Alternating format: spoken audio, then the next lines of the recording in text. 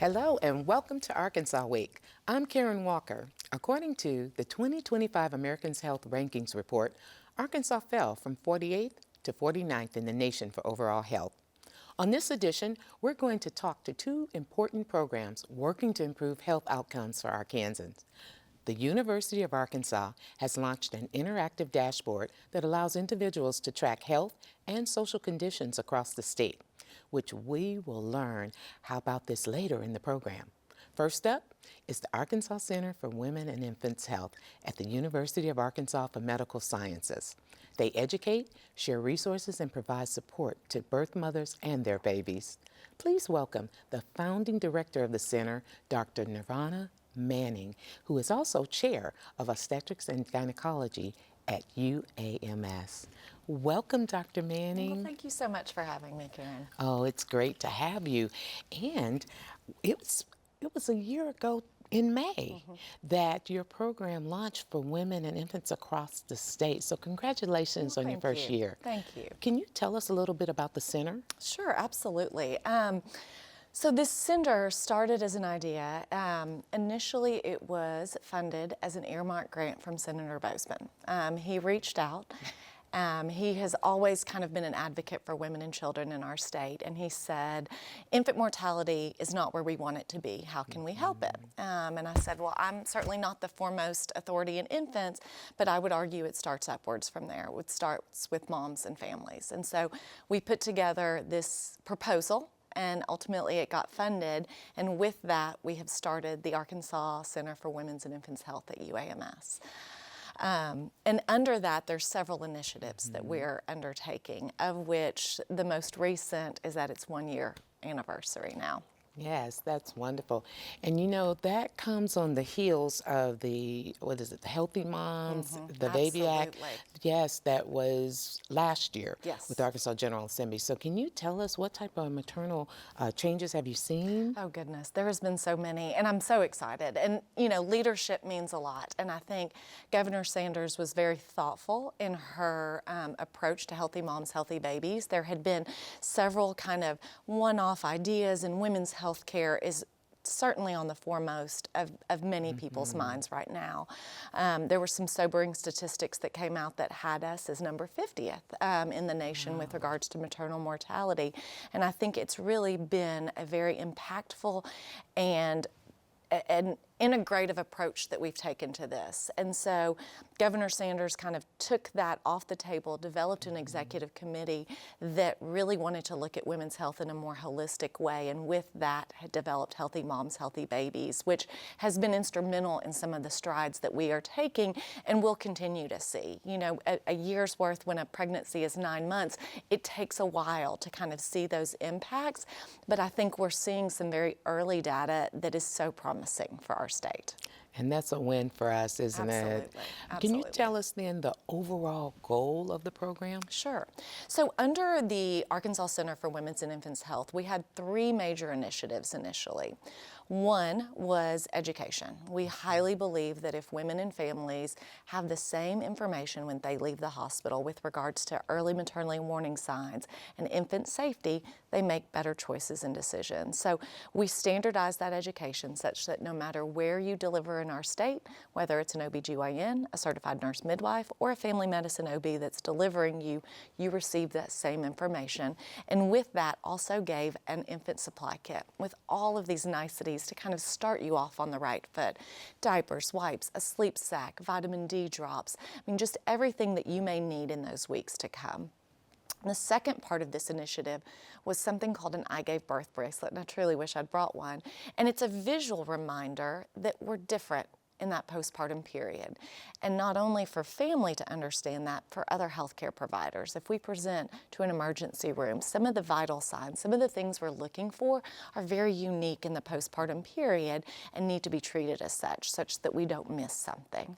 And then that third initiative is the Proactive Postpartum Call Center, where we felt as though we wanted to take the burden off of mom to ask for help.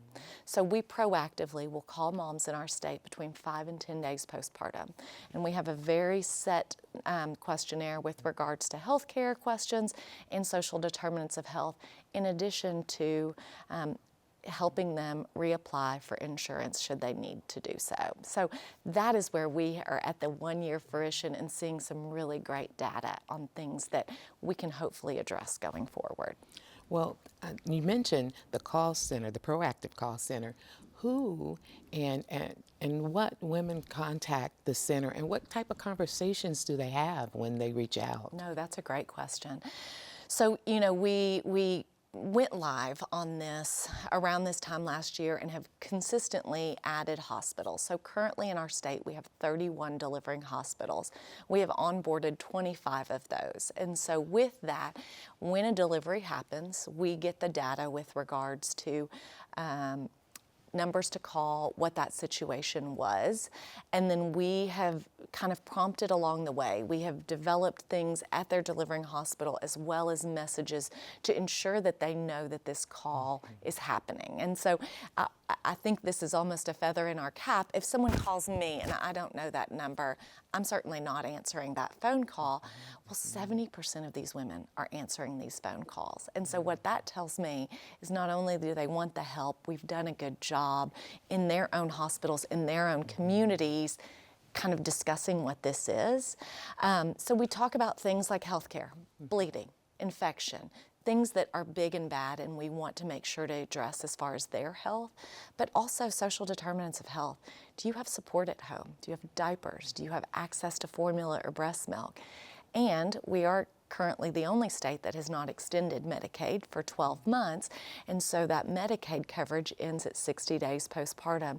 So we ask them if they have Medicaid, and if they do, we help them with that reapplication process and make sure that they continue to have coverage in that year to come. Wow, you are moving the barriers out of the way for our women. Well, we are and their certainly trying, families. and it's a lot of resources that we have in our state. So we're just utilizing all the good work that's already been done and the foundations that have been laid. Some of our early statistics show that 66%, 2/3 of women have some identified social determinant of health with which we are able to then refer to things that we already have existing in our community, which I think that's a huge win. Huge.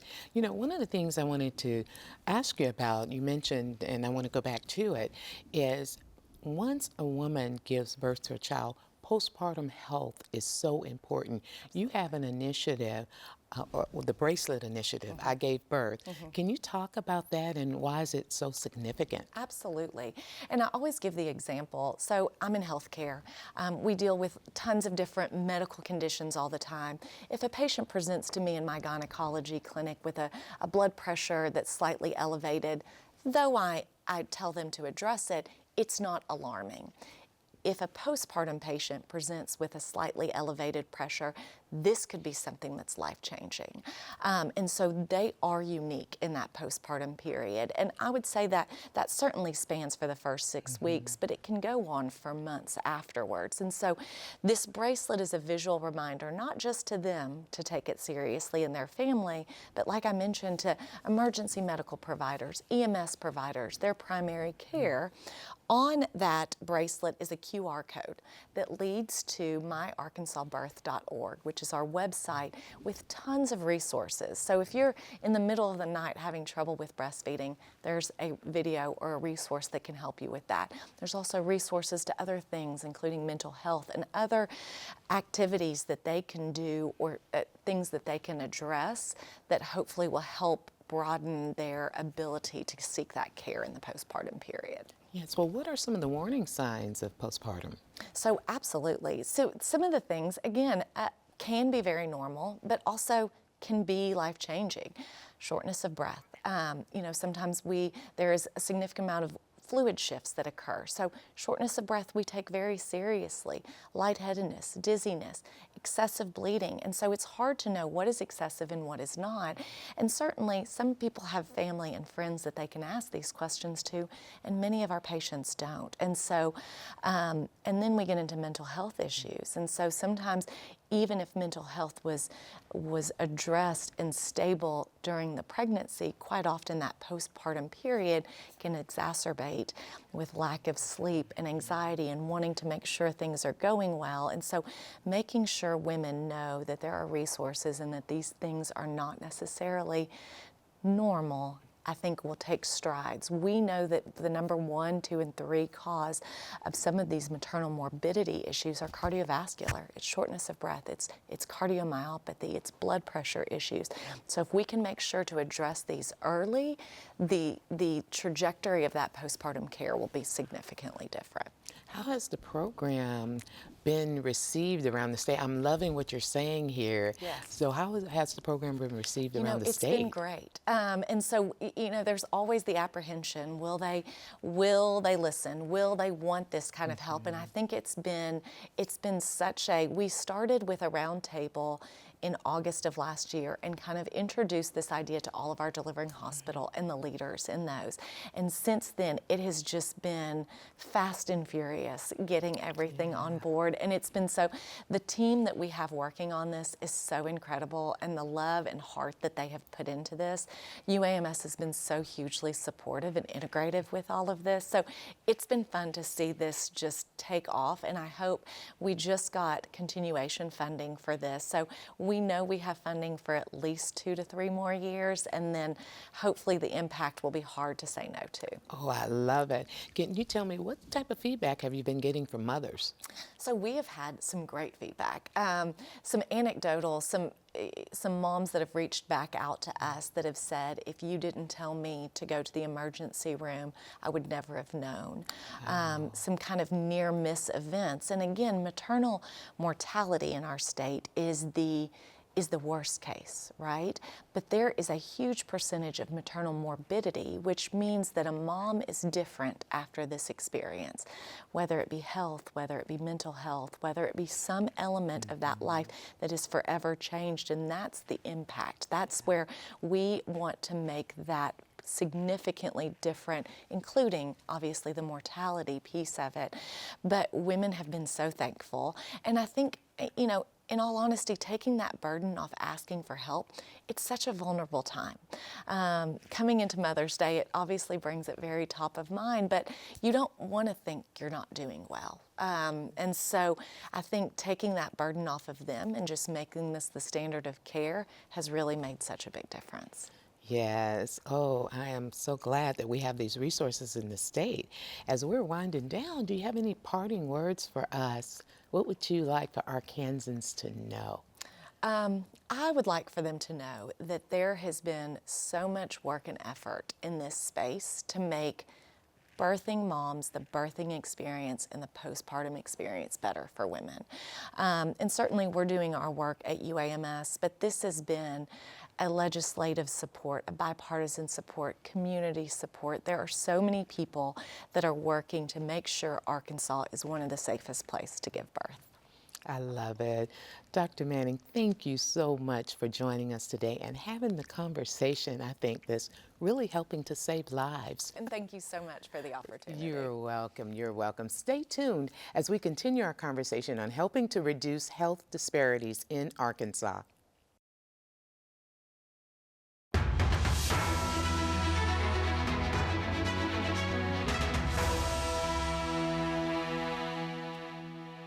Welcome back. It was just a few months ago we had the lead investigator of the Arkansas Health Survey on the program to reveal its findings on food insecurity. Now, he's back to tell us how we can interactively track this information and more. Joining me is Dr. Michael Niño, Director of the Arkansas Health Equity and Access Lab, also known as HEAL, and Professor of Sociology and Criminology at the University of Arkansas. Welcome, Dr. Niño. Thank you for having me. Yes, we have been looking forward to having you on the program. But before we dive in to talk about the dashboard, I wanted to ask you about HEAL. Can you tell us a little bit about HEAL? Because I know it serves as the umbrella for this project and many other things.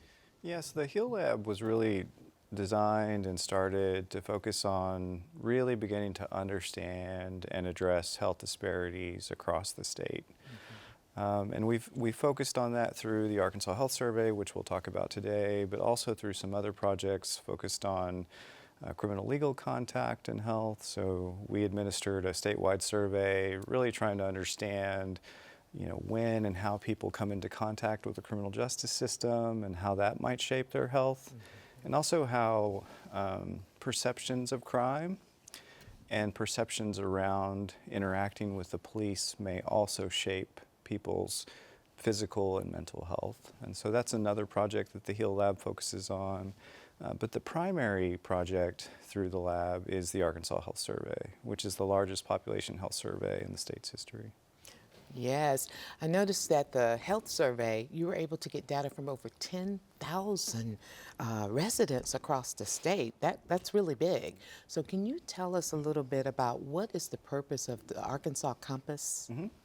Yeah, absolutely. So we adopted an address-based sampling framework when we administered the Arkansas Health Survey. And what that means is we sent out 70,000 invitations to adult Arkansans in all 75 counties. And when they accepted to complete the survey, they had to confirm their address at the front.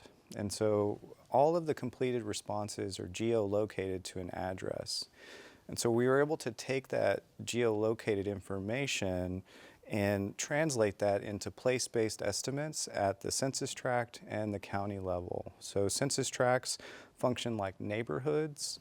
So approximately 2,000 Arkansans live in a census tract, and we have 823 census tracts in Arkansas and 75 counties. The reason we decided to do this is because when we hear these estimates around, let's say a quarter of Arkansans used tobacco in the last 30 days, we know that that kind of prevalence estimate is not equally distributed across the state, right? Or if we hear that over a third of Arkansans are obese, we also know that there are greater pockets of obesity in certain areas and not others.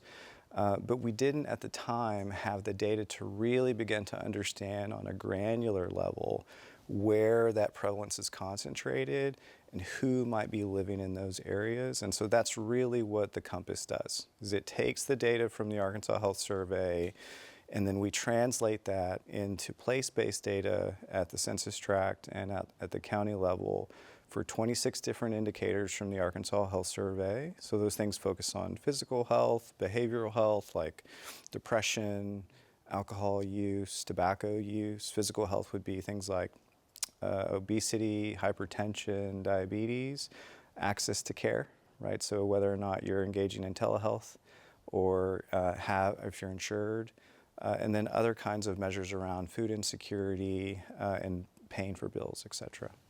Yes, that's good information.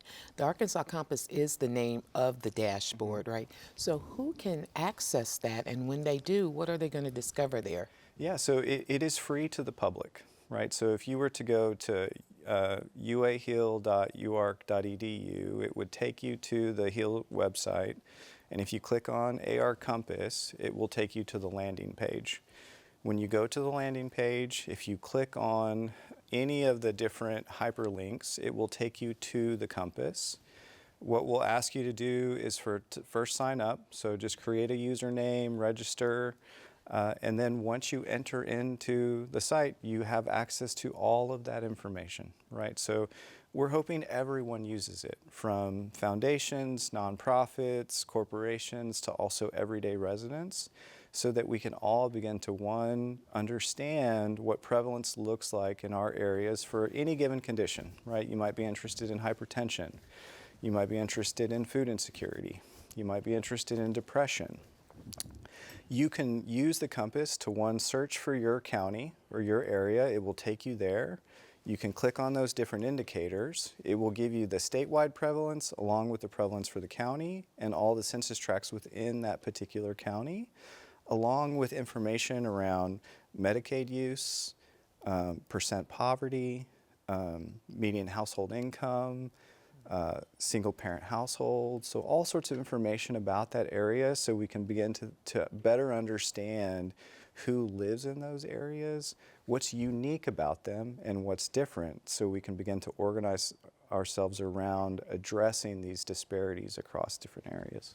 Oh, thank you for breaking that down for us. Let me ask you a question. How long did it take you to compile and simplify this information? It took us a while. So we collected the data for the Arkansas Health Survey from November 2024 through July 2025. And then from there, we cleaned the survey data And then it took us about 3 months to provide the prevalence estimates at the census tract levels and also at the county levels. So we use a technique called small area estimation, where we combine the survey responses with census data to create representative and reliable estimates at the county and the tract level. So for Arkansans that are using these data, they can be confident that what they're seeing is actually representative and reliable of those particular areas. That particular methodology is fairly complex. It took us a while to do it, but now that we have it, it shouldn't take us very long moving forward. Well, so what type of things is the information revealing to you? What it's revealing is that there are certain areas that we see high prevalence of certain conditions, right? So as an example, a few months ago, a report came out that Little Rock was the most obese city in the country, right? And what the report was really talking about is the Little Rock Metropolitan Statistical Area, which includes 6 counties. If you were to look at obesity in the Little Rock MSA through the compass, what you can see is that there are high pockets of high prevalence of obesity in certain parts of the Little Rock MSA. It's not the entire region, right? So what this helps us do is begin to tell a much more nuanced story about where is high prevalence concentrated, who lives in these particular areas. Is it certain populations, right? Or is it populations where you see greater percentages of poverty or single family households or food insecurity? To begin to think about what are the underlying mechanisms that might be driving obesity in these areas, and what can we do as a community, right, through community organizations, through foundations, through state legislation, to begin to meaningfully reduce that high prevalence in those given areas. That's really what the Compass helps us do, right, is to tell a much more nuanced story of the state, both good and bad, right, because there are other parts of the Little Rock MSA that are doing really well with respect to obesity. What is it about those particular areas that tell us that it's actually doing much better, performing much better than other areas in the area? Yeah, and that's good information to know, because that helps decision makers make better informed decisions. Let me ask you this. The information is there. How often will it be updated? It's a great question. So we designed the Arkansas Health Survey to be administered every year. So once we begin year 2 of data collection, we'll be the second state in all of the United States to have a continuous health monitoring survey of this magnitude, right? One of the main arguments we made is that the data that we have access to prior to the survey was often pooled data, or it was data that was years old.